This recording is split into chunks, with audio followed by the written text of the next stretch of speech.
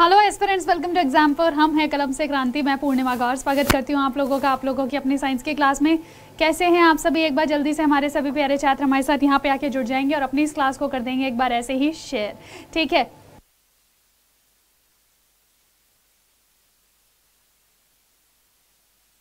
हाँ जी, तो जितने भी हमारे प्यारे छात्र हैं सभी क्या करेंगे, सभी एक बार जल्दी से देखो सेशन को शेयर कीजिए और साथ साथ ध्यान रखिएगा कि हम लोग यहाँ पे क्या कर रहे हैं, एमटीएस के सभी क्वेश्चंस को करने वाले हैं। एमटीएस 2019 के अंदर जो भी क्वेश्चंस आप लोगों से पूछे गए थे, अब हम उन लोगों के ऊपर, उन क्वेश्चंस के ऊपर फोकस करने वाले हैं, ठीक है? आप लोगों को पता भी तो होना चाहिए ना कैसे आखिर प्रश्न आप लोगों से पूछे जा रहे हैं आपके एग्जाम में। चलिए, सबसे पहला प्रश्न है आप लोगों के सामने कि सिल्वर फाइबर रेवोल्यूशन जो था वो किस चीज से संबंधित है? सिल्वर फाइबर क्रांति किस चीज से संबंधित है? एमटीएस 2019 शिफ्ट 1 2 अगस्त 2019 का ये प्रश्न है आप लोगों के सामने। ऑप्शन है आप लोगों के लिए, पहला ऑप्शन है लेदर यानी कि चमड़ा, दूसरा है तिलहन यानी कि ऑयल सीड्स, तीसरा है जूट और चौथा आ जाता है कपास। आप लोग इतने इस क्वेश्चंस का आंसर कीजिए और साथ साथ हम लोग देखते हैं यहाँ पे कि बाकी अदर कौन कौन से रेवोल्यूशंस होते हैं। जैसे अगर आप लोगों के पेपर में पूछ लिया जाए कि ब्लैक पाउडर रेवोल्यूशन क्या है, तो ध्यान रखिएगा ब्लैक पावर रेवोल्यूशन कौन सा है, तो ध्यान रखिएगा ब्लैक पावर का मतलब होता है पेट्रोलियम से संबंधित सवाल आपसे पूछा जा रहा है, यानी कि इस रेवोल्यूशन में हम पेट्रोलियम को, जो आपका पेट्रोलियम है उसको हमें उसका उत्पादन बढ़ाना है, उस चीज से संबंधित है ब्लैक पावर। दूसरा आ जाता है ब्लू रेवोल्यूशन। ब्लू रेवोल्यूशन होता है आपका मछली यानी कि मीन से रिलेटेड। जब आप मछली पालन करते हो तो वह क्या हो जाएगा, वह आपका ब्लू पावर से, ब्लू रेवोल्यूशन से संबंधित हो जाता है। नेक्स्ट आ जाता है आप लोगों के लिए ग्रे रेवोल्यूशन। और ग्रे रेवोल्यूशन जो होगा बेटा, वह ध्यान रखिएगा वह आपका फर्टिलाइजर्स का रेवोल्यूशन हो जाता है, यानी कि जब भी हमें उर्वरकों को बढ़ाना है, किसको, उर्वरक को बढ़ाना है, तो उर्वरक जो होगा वह आपका ग्रे रेवोल्यूशन का भाग हो जाएगा, ठीक है? जब हम सिल्वर रेवोल्यूशन की बात करते हैं तो सिल्वर रेवोल्यूशन जो होता है यह अंडों से संबंधित है, एग्स से संबंधित होता है। नेक्स्ट बात आ जाती है किस चीज के, गोल्डन रेवोल्यूशन की। तो गोल्डन रेवोल्यूशन होता है हनी और हॉर्टिकल्चर से रिलेटेड। पेपर में दोनों में से कोई ही एक ही ऑप्शन आएगा और आप लोग आंसर कीजिएगा दोनों के अकॉर्डिंग, ठीक है? अगर आपसे गोल्डन रेवोल्यूशन यानी कि सुनहरी क्रांति पूछी जाए तो ध्यान रखिएगा सुनहरी क्रांति जो होगी वह हनी यानी कि शहद या फिर हॉर्टिकल्चर यानी कि फूल का पालन से संबंधित होती है। किससे संबंधित है बेटा? हॉर्टिकल्चर जो होगा यानी कि फूलों का उत्पादन, फूल का उत्पादन या फिर शहद से संबंधित होती है, ठीक है बेटा? ध्यान रखेंगे। अच्छा, इसके अलावा अगर आपसे रेड रेवोल्यूशन पूछ लिया जाए तो रेड रेवोल्यूशन क्या होता है?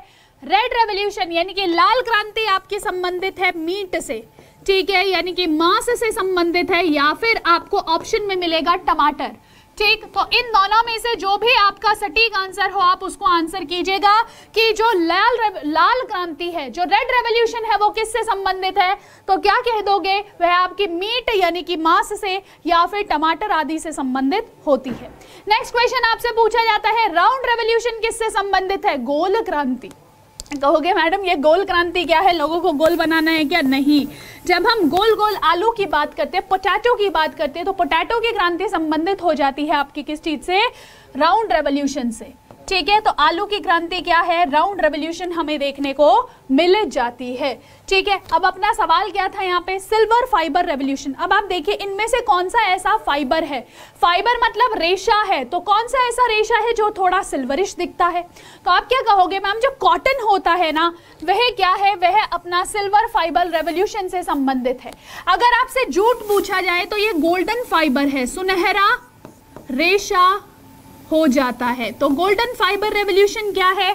यह आपका हो जाता है जूट से संबंधित, ठीक है? इस चीज को ध्यान रखेंगे। चलिए जी नेक्स्ट क्वेश्चन की तरफ चलते हैं। Who is known as the father of blue revolution in India?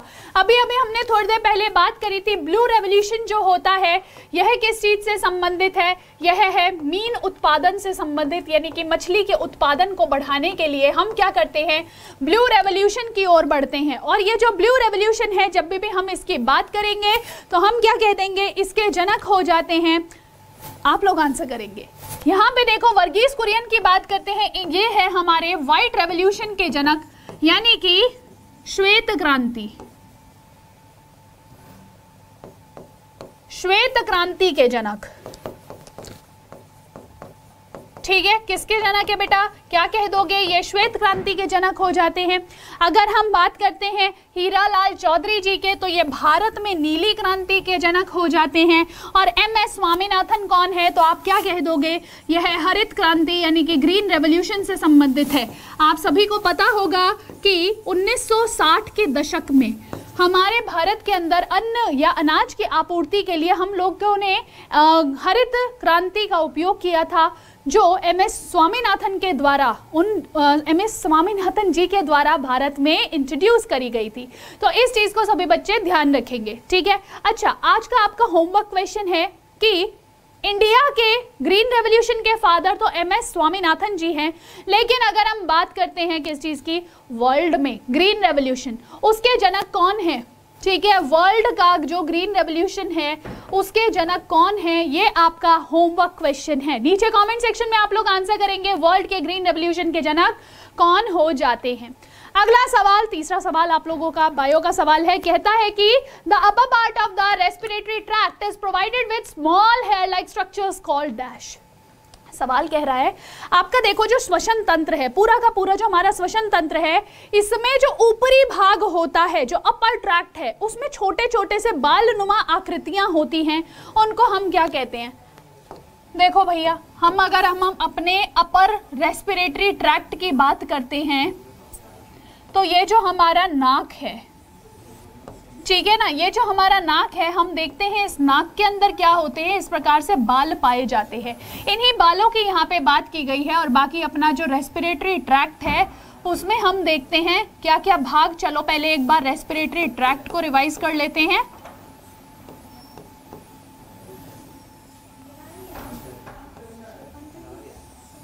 जल्दी से यहाँ पे आंसर करते जाएंगे, जल्दी से यहाँ पे आंसर करते जाएंगे। तो देखो ये क्या है, ये आपका नोज है, मतलब नोस्ट्रिल्स है। पहले तो आपके नुतने आ जाते हैं, नुतनों के साथ यहाँ पे क्या आ जाएगी बेटा, आपकी नोज आ जाएगी। इसी नोज के अंदर क्या होते हैं, बालनुमा संरचनाएं होती हैं, जिनको हम सीलिया कहते हैं। क्या कहते हैं, जिनको हम सीलिया कहते हैं, ठीक है। अच्छा, इसके बाद यहाँ ये जो पूरा क्षेत्र आ जाता है, जहाँ पे आपका मुख गुहा और नास्य गुहा आपस में आके मिल जाती है, इसको हम कह देते हैं फेरिंक्स। हिंदी में आप इसको क्या बोलते हो, ग्रसनी बोलते हो। क्या बोल देते हैं आप इसको हिंदी में, ग्रसनी कह देते हैं। नेक्स्ट बात आ जाती है, फिर इसके बाद यहाँ पे क्या आ जाएगा आपका, यहाँ आ जाता है ये कंठ, गला, ठीक है। गले के अंदर क्या होगा, यहाँ पे कंठ होगा, आपका स्वर यंत्र होगा, स्वर यंत्र हो जाता है, जिसको आप अपना कंठ कहते हो या फिर लैरिंक्स कहते हो। क्या कह देते हो, लैरिंक्स कह देते हो। और यही जो लैरिंक्स होता है, यही इसी की वजह से क्या होता है, यहीं पे आपकी ध्वनि का उत्पादन हमें होता हुआ दिखाई देता है, ठीक है। सुनाई देता है, दिखाई तो नहीं, सुनाई देता है यहीं पे ध्वनि का उत्पादन।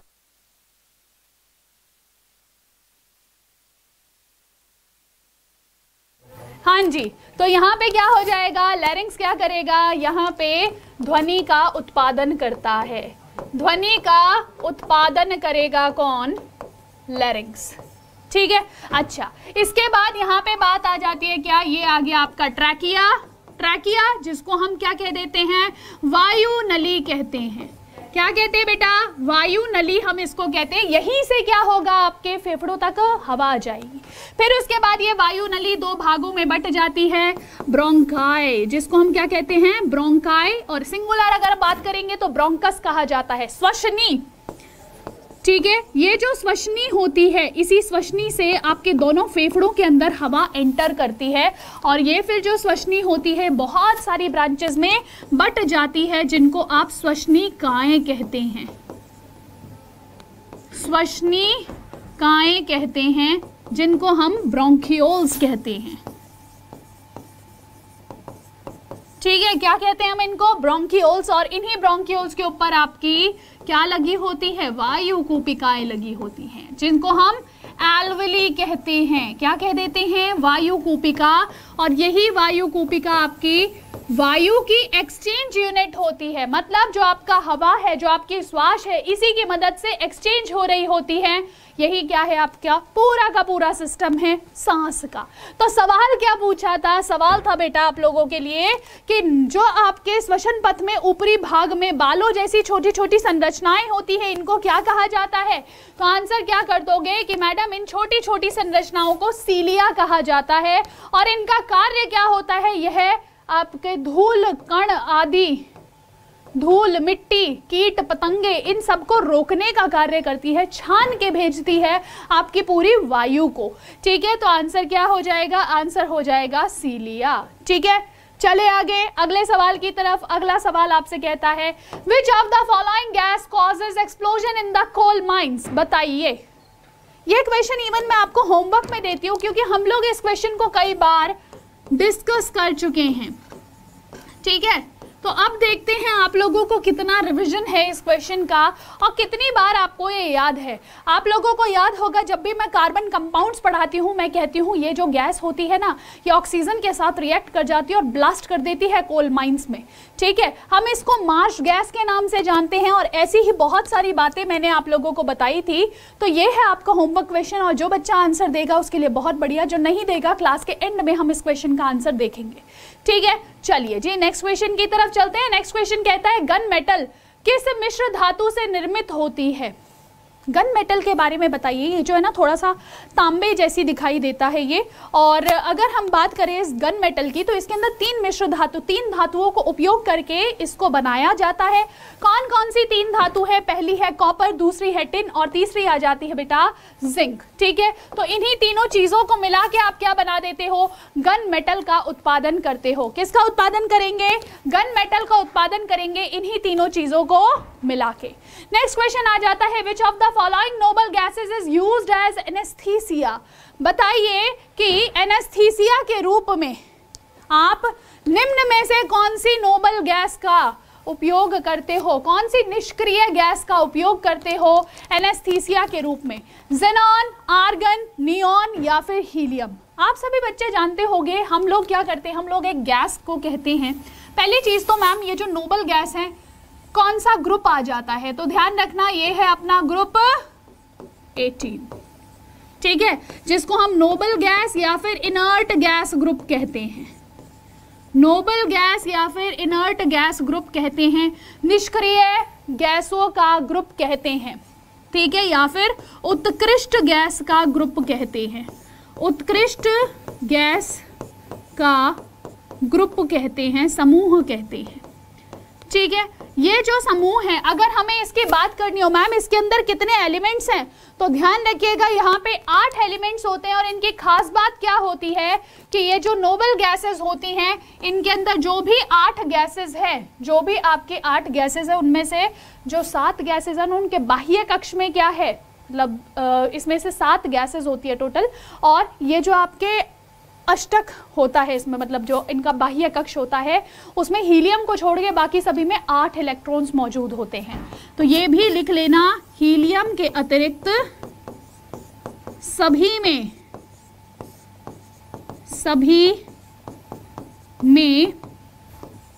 8 इलेक्ट्रॉन्स, सभी के बाह्य कक्ष में, सभी के बाह्य कक्ष में 8 इलेक्ट्रॉन्स मौजूद हैं, 8 इलेक्ट्रॉन्स मौजूद हो जाते हैं। ठीक है, ये बात सभी बच्चे ध्यान रखेंगे। और नोबल गैसेस जो होती हैं इनकी अगर मैं बात करूं याद कैसे रखोगे, हीना, नीना और करीना का एक्स रेडेड अगेन। ठीक है, ये ध्यान रखोगे। आंसर क्या हो जाएगा, हीना, नीना और करीना का एक्स रेडेड अगेन। इनमें से स्ट्रेंजर गैस जो है वो है जेनॉन और इसी स्ट्रेंजर गैस को हम एनेस्थीसिया के रूप में इस्तेमाल करते हैं। तो आंसर क्या हो जाएगा, स्ट्रेंजर गैस इसका एकदम सटीक आंसर हो जाता है। चलिए नेक्स्ट क्वेश्चन की तरफ चलते हैं। बेरी बेरी डैश की कमी के कारण होता है। बताइए, बेरी बेरी डैश की कमी के कारण होता है। अब देखो हम लोग एक कोड पढ़ते हैं, टिया रिया ने पिंटू पर बोतल फेंकना कबूला। टिया रिया ने पिंटू पर बोतल फेंकना कबूला, बोतल फेंकना कबूला। ठीक है, तो यहाँ पे टिया क्या हो जाएगा, थियामिन हो जाएगा, रिया क्या हो जाएगा, राइबोफ्लेविन हो जाएगा, राइबोफ्लेविन। ने से क्या हो जाएगा, नियासिन हो जाएगा। पिंटू से हो जाएगा आपका पेंटेथेनोइक एसिड, पेंटेथेनोइक अम्ल। पर से हो जाता है पिरिडॉक्सिन, बोतल से हो जाता है बायोटिन, फेंकना से हो जाता है फॉलिक अम्ल, और कबूला से क्या हो जाएगा, कोबाल अमीन। ठीक है, अब अगर मैं यहाँ पे बात करूं, टिया कौन, थियामिन विटामिन B1, रिया कौन, vitamin B2, niacin B3, pantothenic acid B5, pyridoxine B6, biotin B7, folic acid B9, cobalamin B12। ठीक है, ये सभी क्या है, ये सभी आपके यहाँ पे बी कॉम्प्लेक्स की फैमिली आ जाती है। पूरी फैमिली का नाम अच्छे से ध्यान रखिएगा, ये बहुत ज़्यादा ज़रूरी है आप लोगों के लिए। ठीक है, चलो, और ये पूर्णिमा मैम की इंडिजिनस ट्रिक है, ठीक है, यानी कि सेल्फ मेड ट्रिक है। तो चलो देखो, यहाँ पे थियामिन की कमी से होता है आपको बेरी नामक रोग, और राइबोफ्लेविन के कारण मुंह के आसपास की स्किन फटने लगती है, कैलोसिस हो जाता है। B3 की कमी से चर्म रोग हो जाता है। B5 की कमी से आप लोगों को क्या होगा, पैरों में जलन की समस्या उत्पन्न हो जाती है। B6 की कमी से क्या होगा, आप लोगों को एनीमिया की समस्या हो जाएगी। B7 के कारण बालों की समस्या, B9 के कारण मुंह के छाले, और B12 के कारण RBC मैच्योर नहीं होगी, मतलब फिर से एनीमिया। ठीक है, तो ये सभी चीजें आप लोगों को ध्यान रखनी है, और सारे बी के जो जितने भी 8 के 8 रोग है वो हम लोगों ने देख लिए। नेक्स्ट क्वेश्चन कहता है, which of the following cell organelle is also known as suicide bag. बताइए कि कौन से सेल के कौन से कोशिकांग को, कोशिका के किस कोशिकांग को हम लोग सुसाइड बैग के रूप में जानते हैं, मतलब आत्मघाती थैली के रूप में किसको जाना जाता है।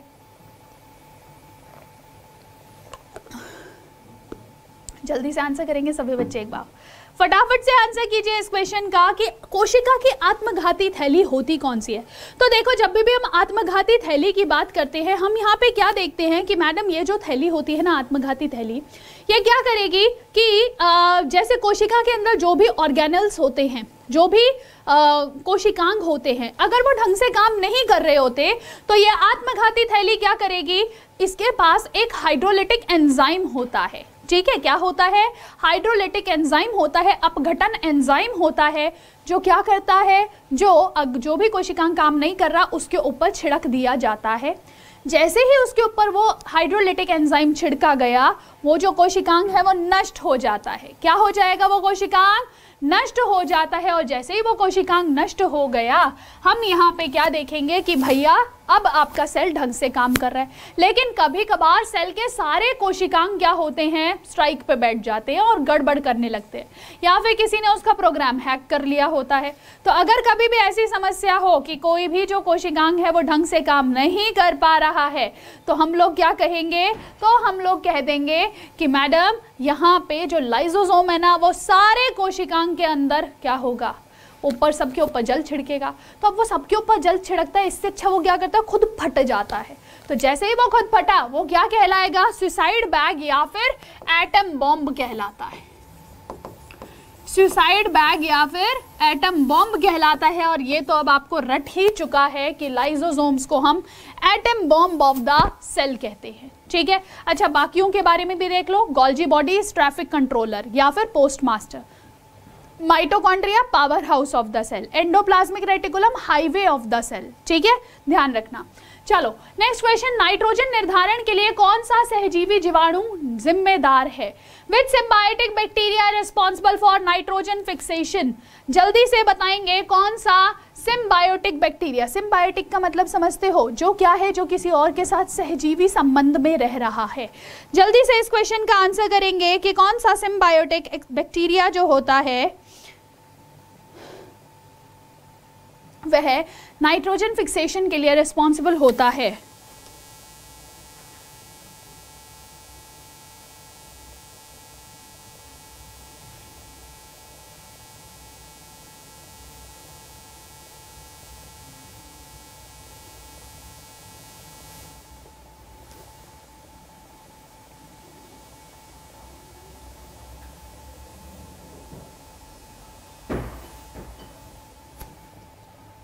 जल्दी से कहेंगे, आप क्या कह दोगे कि मैडम देखो यहाँ पे कंफ्यूजन होती है हमें एजिटोबैक्टर और राइजोबियम पे, तो ध्यान रखिएगा जो राइजोबियम है, अगर हम इसकी बात करते हैं, आप लोगों ने मटर के पौधे के बारे में सुना होगा, मटर के पौधे के अंदर पीछे जड़ों में क्या रहता है, यही राइजोबियम रहता है, जिसकी वजह से क्या हो जाएगा, जिसकी वजह से ये नाइट्रोजन फिक्सेशन बहुत ही आसानी से कर पाता है। ठीक है, तो आंसर क्या हो जाएगा, राइजोबियम यहाँ पे एकदम सटीक आंसर हो जाता है। चलिए नेक्स्ट क्वेश्चन, ग्राफीन क्या है, बोरोन का समस्थानिक है, लोहे का एक मिश्र धातु है, कार्बन का अपरूप है, या फिर टिन का एक मिश्र धातु है। क्या आंसर कर दोगे, जल्दी से बताइए कि ग्राफीन क्या होता है। आइसोटोप ऑफ कार्बन, तो आप कहो वो बोरोन, कहोगे नहीं मैडम। ग्राफीन जो होता है अगर हम उसकी बात करें तो ग्राफीन के अंदर हमें कुछ इस प्रकार की संरचना दिखाई देती है। ठीक है, जो क्या है, जो कि एक 3D संरचना बनेगी। ठीक है, और इस 3D संरचना के अंदर क्या होगा, इस 3D संरचना के अंदर हमारे जितने भी एलिमेंट्स हैं,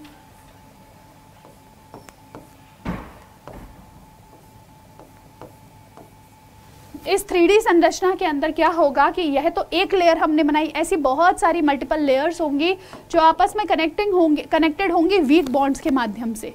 ठीक है, तो ये ग्राफीन जो होता है यह क्या है, यह कार्बन का एक अपरूप होता है। कार्बन के अन्य अपरूप कौन से हो जाते हैं, तो ध्यान रखना कार्बन के अन्य अपरूप में आ जाता है डायमंड, जिसको हम हीरा कहते हैं। कार्बन के अन्य अपरूप में आ जाता है ग्राफीन, अच्छा ग्राफीन ही पूछा गया था, ओके, ग्रेफाइट। तो देखो जब ग्राफीन जो हमने यहाँ पे एक सिंगल लेयर बनाया है, बॉन्ड्स नहीं रहेंगे यहाँ पे, तो यहाँ पे क्या है, यहाँ पे ये जो ग्राफीन है एक ऐसा ही एकदम प्लेन शीट्स हैं, ये जैसे आपके टेम्पर्ड ग्लास जो होते हैं ना फोन के, उसके ऊपर यही ग्राफीन की शीट्स लगी होती है बेसिकली। तो जब इस ग्राफीन की शीट्स के हम बहुत सारी मल्टीपल लेयर्स बनाते हैं तो वो ग्रेफाइट बन जाता है। ठीक है, कार्बन के अन्य अपरूप में क्या आ जाएगा, कोयला आ जाता है। ठीक है, सूट आ जाता है, सूट मतलब कालिक। तो ये सब चीजें क्या है, आपके कार्बन के एलोट्रॉप्स हो जाते हैं। ठीक है, next question, which of the following disease is caused by virus, बताइए निम्न में से कौन सा रोग वायरस के माध्यम से होता है, वायरस के द्वारा होता है।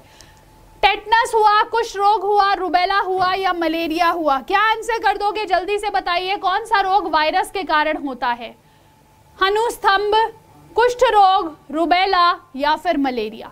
तो ध्यान रखिएगा हमने वायरस संबंधित रोगों के लिए क्या किया था, एक ट्रिक याद करी थी, है ना, कि जिद्दी रेखा एक बार फिर हमें पीछे छोड़कर आगे निकल गई, है ना। तो उसके अंदर हमने क्या देखा था, हमने देखा था कि रेखा में र क्या था, र का मतलब था रुबेला। ठीक है, तो यहाँ पे ध्यान रखिएगा रुबेला क्या है, यह एक प्रकार का वायरस जनित रोग है। जबकि अगर मैं टेटनस और लेप्रेसी की बात करूं तो यह क्या है, यह आपके जीवाणु जनित रोग हैं, जीवाणु जनित रोग हैं, यानी कि बैक्टीरियल इन्फेक्शंस हैं, बैक्टीरियल डिजीज है। ठीक है, अच्छा दूसरी बात क्या, रुबेला की अगर हम बात करते हैं तो रुबेला क्या हो जाता है बेटा, यह हो जाता है आप लोगों के लिए, इसको हम जर्मन मीजल्स के बारे नाम से भी जानते हैं, जर्मन मीजल्स के नाम से भी हम जानते हैं किस चीज को, रुबेला को। ठीक है, और नेक्स्ट आ जाता है मलेरिया। मलेरिया क्या है, पैरासाइट जनित रोग है। ठीक है, तो ये क्या हो जाएगा, प्रोटोजोअन डिजीज। ठीक है, प्रोटोजोआ जनित रोग। ध्यान रखोगे, सभी को ये चीजें ध्यान रखनी है, वेरी इंपॉर्टेंट है। पेपर में देख लो ऐसे ही क्वेश्चन आ रहे हैं आप लोगों के, अब परेशान मत होना कि जो है मैम पता नहीं कैसे क्वेश्चन आते हैं। चलो, which of the following is the richest in vitamin C, बताइए निम्न में से कौन सा विटामिन सी में सबसे समृद्ध है, बताएं। सोया मिल्क, एप्पल, आंवला या फिर कैरेट, मतलब क्या टीक्यू सवाल पूछ रहे हैं क्या? चलो जल्दी से बताओ टीक्यू क्यों, ये तो सुपर टीक्यू है, सुपर टुच्चा सवाल, इससे ज्यादा टुच्चा सवाल क्या होगा? बचपन से मैडम मम्मी ने कड़वा कसेला आंवला ना यही कह के खिलाया है कि इसमें विटामिन सी होता है, ठीक है? तो ध्यान रखना विटामिन सी आंवला में, आंवले के बाद किसमें? लेमन में, सिट्रस फ्रूट्स में, खट्टे फलों में, इसके अलावा और किस में मिल जाएगा? आप क्या कह दोगे कि मैडम इसके अलावा अगर हम बात करें ग्वावा, अमरूद जो होता है उसके अंदर भी हमको यह मिल जाता है, ठीक है? अमरूद के अंदर भी क्या मिलेगा? यही चीज हमको मिल जाती है। गाजर जो होता है it is a very good source of vitamin A, ठीक है? जो गाजर होता है इसके अंदर कैरेटिन बहुत अधिक मिलता है, और जो कैरेटिन होता है ना यही कहीं ना कहीं रिस्पॉन्सिबल होता है किस चीज़ के लिए? यही कैरेटिन रिस्पॉन्सिबल होता है आपकी आंखों के अंदर विटामिन, मतलब आपकी आंखों के लिए विटामिन ए के निर्माण के लिए, ठीक है बेटा? ध्यान रखोगे। चलिए, हु डिस्कवर्ड इलेक्ट्रॉन, इलेक्ट्रॉन की खोज किसने करी? हे भगवान, ऐसे ऐसे सवाल पूछे गए हैं, बताओ। STQ, चलो जल्दी से बताओ। जे थॉमसन ने, जेम्स चैडविक ने, अर्नस्ट रदरफोर्ड ने या फिर यूगन गोल्डस्टीन ने?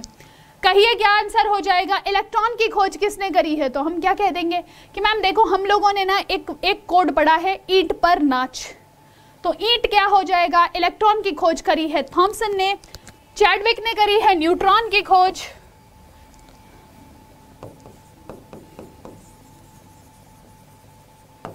रदरफोर्ड ने नामकरण किया है प्रोटॉन का, और गोल्डस्टीन ने खोजा है प्रोटॉन को। तो प्रोटॉन की खोज गोल्डस्टीन ने, लेकिन नाम किसने दिया?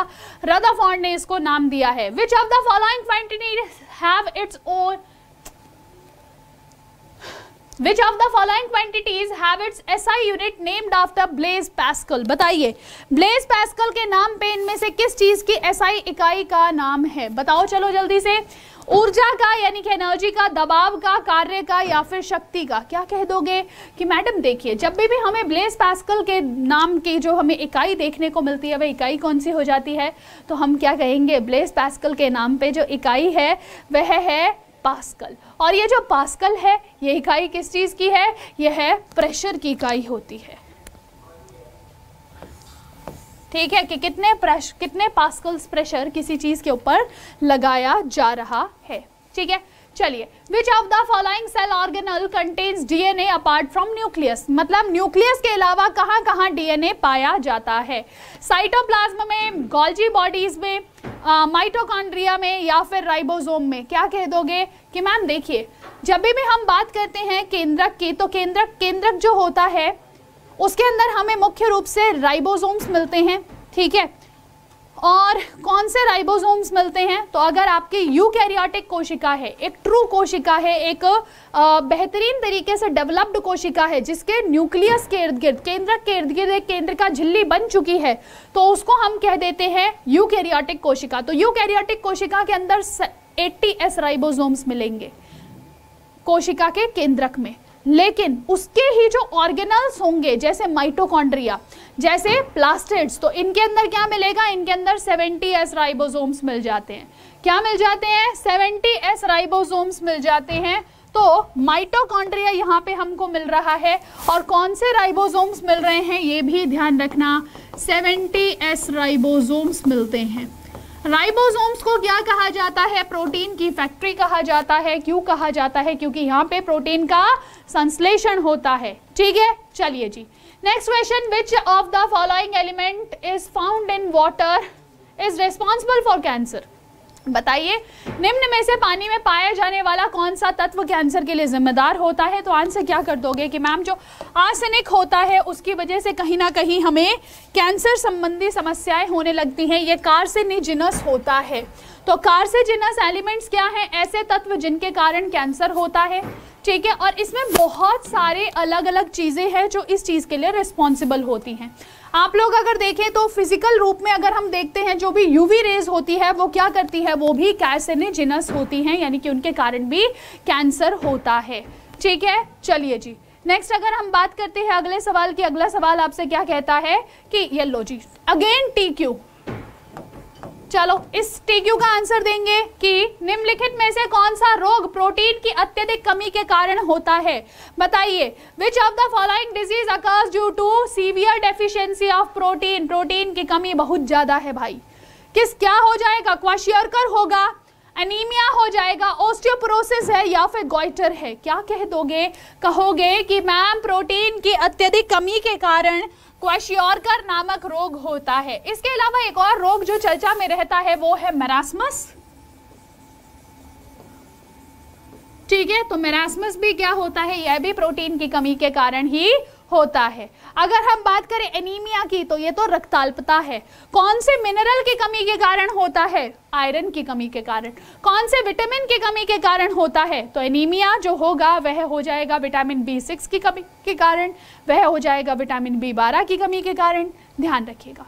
ओस्टियोपोरोसिस, अगर PTH हार्मोन आपका बढ़ जाता है, ठीक है, तब आपके शरीर के अंदर अस्थि सुश्रुतता बढ़ जाएगी, या फिर अगर आपका विटामिन D कम हो जाता है तो ओस्टियोपोरोसिस हो जाएगा। ठीक है, गॉइटर किस वजह से हो रहा है, अगर आप लोग बात करो आयोडीन की कमी हो जाए आपके शरीर में, तो जो आपका थायराइड ग्लैंड है वो ढंग से क्या नहीं करेगा, थायरॉक्सिन्स प्रोड्यूस नहीं करता है और हाइपोथायरॉयडिज्म की समस्या हो जाती है, कम स्त्रावन की समस्या हो जाती है। जैसे ही थायराइड ग्लैंड से स्त्रावन कम हुआ, यहाँ की जो ग्रंथियां हैं उनको लगता है कि भैया कुछ तो काम कम हो रहा है, क्यों ना एक काम किया जाए, अपने नंबर ऑफ पर्सन्स बढ़ा दिए जाएं। तो थायराइड ग्रंथि के जो सेल्स हैं उनका नंबर इंक्रीज कर दिया जाता है और अल्टीमेटली उसके कारण क्या होगा, अल्टीमेटली उसके कारण घेंघा रोग हो जाएगा। ठीक है, चलिए नेक्स्ट क्वेश्चन की तरफ चलते हैं। लेंस की क्षमता की इकाई क्या है, what is the unit of power of lens, बताएं। आपने अगर चश्मा लगाया है, उस चश्मे के अंदर कुछ ना कुछ लेंस डला होगा, वो जो लेंस है उसकी कुछ ना कुछ पावर होगी। +1, +2, -1, -2, -2.5 ऐसी बड़ी सारे नंबर्स होते हैं। तो ये जो प्लस माइनस हैं 1, 2, 3, 4 जो भी हैं, इनके आगे कोई यूनिट भी है या खाली नंबर है, तो ध्यान रखिएगा इनके आगे एक नंबर एक यूनिट होती है। यूनिट को हम कैपिटल D से शो करते हैं और डायोप्टर इसको कहा जाता है। तो पावर ऑफ अ लेंस क्या होती है, डायोप्टर होती है। ठीक है, लेंस की पावर क्या होती है, शक्ति क्या होती है, या यूनिट क्या होती है लेंस की क्षमता की, तो ध्यान रखना डायोप्टर है। दूसरी बात क्या आ जाती है कि बेटा ये जो डायोप्टर है, इससे संबंधित आपको एक और बात ध्यान रखनी है, आपसे अक्सर पेपर में पूछ लिया जाता है, जो आपके धूप के चश्मे हैं या फिर जो रीडिंग ग्लासेस आजकल आप पढ़ते हो, उसका जो पावर है वो कितनी होती है। तो ध्यान रखना जो धूप के चश्मे हैं या फिर जो रीडिंग ग्लासेस हैं, जो आप सिर्फ एंटी ग्लेयर ग्लासेस देखते हो कि हाँ आंखों को नुकसान ना हो, आपकी आंखें एकदम 6x6 हैं, कोई समस्या नहीं है, धूप से बचने के लिए आपने खाली चश्मा लगवाया, उसमें कोई पावर नहीं डलवाई है, तो इट इज 0 पावर ग्लास। ठीक है, क्या होता है, 0 पावर ग्लास ऐसे होते हैं। नेक्स्ट क्वेश्चन, निम्न में से भारत के किस वैज्ञानिक का संबंध क्रेस्कोग्राफ के आविष्कार से है।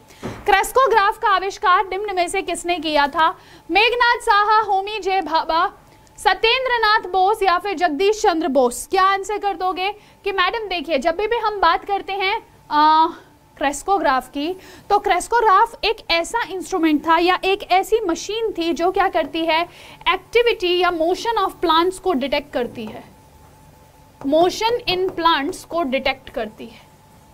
ठीक है, पादप का जो गति होती है उसको डिटेक्ट करती है, और पादप की गति को डिटेक्ट करने वाली जो आपकी मशीन है वो किसने बनाई थी, तो क्या कह दोगे कि मैडम श्रीमान जगदीश चंद्र बसु जी। ठीक है, उन्होंने ही क्या किया था, प्लांट्स की एक्टिविटीज को इन्होंने बताया था। ठीक है, चलिए जी, पोषण के स्वपोषी रूप के लिए डैश आवश्यक होता है, बताइए। For autotrophic mode of nutrition dash are mandatory, कहिए। क्लोरोफिल और कार्बन डाइऑक्साइड, ऑक्सीजन, मीथेन और ऑक्सीजन, क्लोरोफिल पानी, कार्बन डाइऑक्साइड और सूर्य का प्रकाश। क्या कहोगे कि मैम देखो ऑटोट्रॉफिक न्यूट्रिशन का सिंपल सा मतलब है या तो केमिकल्स की सहायता से अपना खाना बनाया जाए, या फिर खाना बनाया जाए किसकी सहायता से, लाइट की सहायता से। तो अगर हम लाइट की सहायता से बना रहे हैं तो उस प्रक्रिया को हम कह देते हैं फोटोसिंथेसिस, यानी कि प्रकाश संश्लेषण की प्रक्रिया, प्रकाश संश्लेषण की प्रक्रिया, ठीक है। और ये जो प्रकाश संश्लेषण की प्रक्रिया है बेटा, इसके अंदर हम क्या देखते हैं, आपको पानी चाहिए, आपको CO2 जैसे, पानी और CO2 जैसे इनऑर्गेनिक पदार्थ चाहिए, अकार्बनिक पदार्थ चाहिए।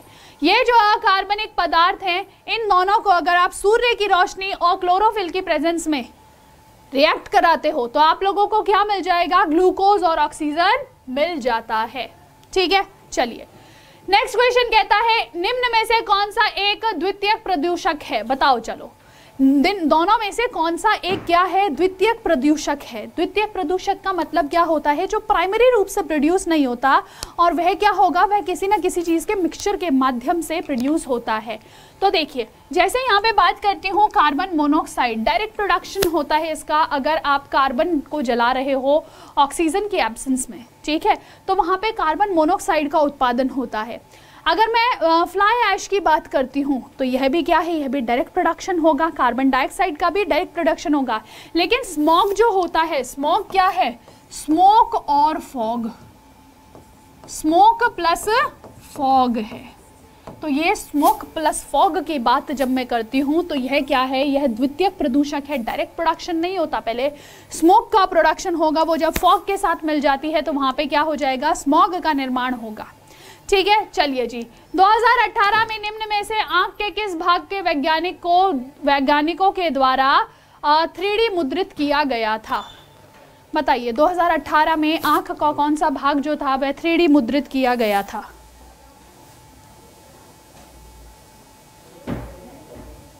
जल्दी से एक बार बताएंगे।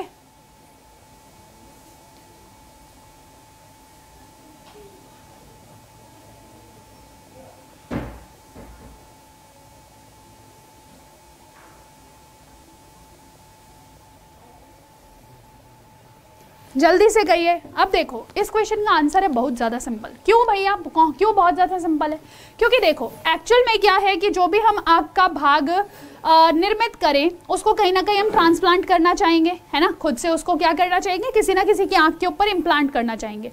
और जब भी हम कभी भी आई डोनेशन करते हैं या फिर आँखों का वो किया जाता है, डोनेशन किया जाता है, तो उस टाइम पे हम किस चीज़ का निर्माण, किस चीज़ का यूज़ करते हैं, आँखों के कॉर्निया का। क्यों, क्योंकि वही एक ब्लडलेस ऑर्गन होता है या ब्लडलेस आपका पार्ट होता है आँख का।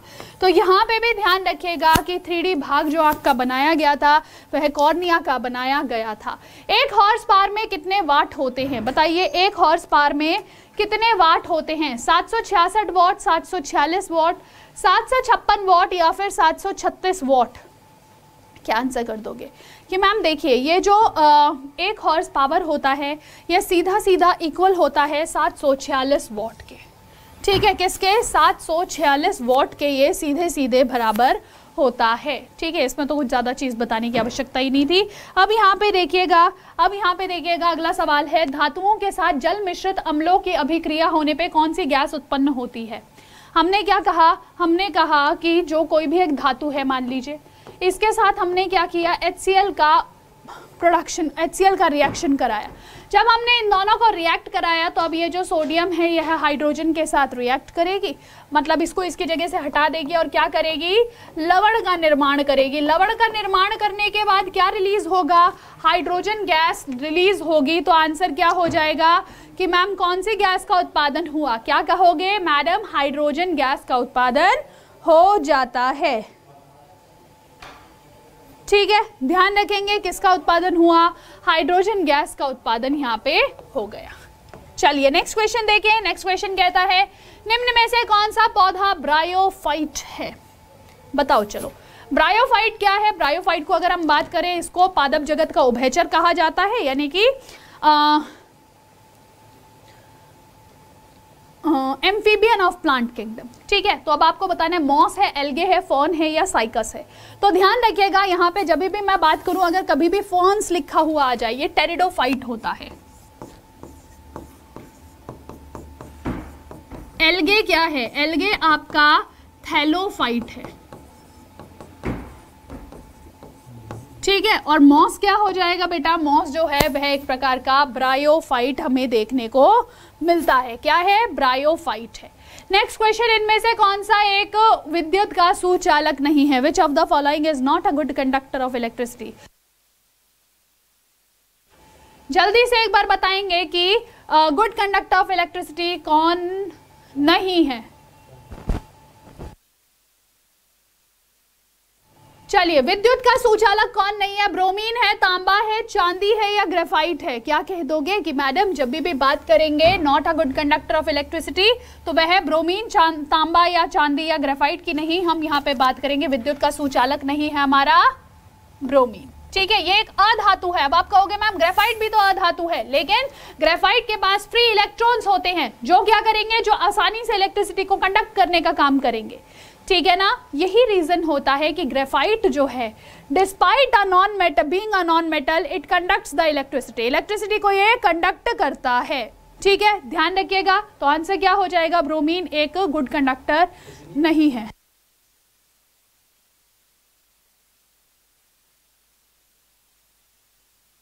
चलिए, लास्ट क्वेश्चन आ जाता है अपनी क्लास का कि plants with weak stems that can not stand upright and spread on the ground are called. भाई साहब, सवाल है यहाँ पे कि आप ऐसे प्लांट्स को क्या कहते हो जो सीधे खड़े नहीं हो सकते, मतलब बहुत उनकी जो तना है ना वो बहुत ही ज़्यादा नाजुक होता है, और उनका वो जो नाजुक तना होता है उसकी वजह से वो ज़मीन पे ही फैलते जाते हैं, ऊपर नहीं चढ़ पाते हैं। ऐसे आपके पौधों को क्या कहा जाता है? क्रीपर यानी कि लतिका, श्रब्स यानी कि झाड़ी, पेड़ यानी कि ट्रीज, या फिर क्लाइंबर्स यानी कि बेल। तो अब देखो भैया, ऊपर तो चढ़ ही नहीं पा रहे हैं तो बेल तो होंगे नहीं, पेड़ नहीं होंगे, ऊपर नहीं चढ़ पा रहे, झाड़ी नीचे नीचे फैलती है, लेकिन यहाँ पे जो झाड़ियाँ होती हैं उनके पास जो तना है वो क्या है, थोड़ा सा मजबूत होता है। तो आंसर क्या हो जाएगा? क्रीपर। देखो, क्रीप करने का वैसे भी मतलब होता है रेंगना, तो रेंगने वाले क्या है? लतिकाएं होती हैं। तो आंसर क्या हो जाएगा? लतिका इसका सही आंसर हो जाएगा, सटीक आंसर हो जाएगा। ठीक है, आज का अपना होमवर्क क्वेश्चन कौन सा था? मैंने आप लोगों को वैसे आंसर इसका बता ही दिया था। चलो, तो यहाँ देखो, मैंने सवाल आप लोगों से पूछा था कि बताइए निम्न में से कौन सा गैस जो है कोयला खदानों में विस्फोट का कारण बनती है। तो आंसर क्या हो जाएगा मैम? मीथेन गैस जो होती है वो ऑक्सीमीथेन बनाती है। ठीक है, और उसके कारण क्या होता है? उसके कारण वहाँ पे विस्फोट होता है। ठीक है, तो चलिए आज के सेशन को यहीं विराम देते हैं, और अगर क्लास अच्छी लगी हो क्लास को लाइक कीजिएगा, चैनल को सब्सक्राइब जरूर कर लेना ताकि अगली क्लास आपको लोगों को मिल जाए। तो चलो फिर क्लास को यहीं अंत करते हैं। This is Purnima Gaur signing off. Take care, bye bye.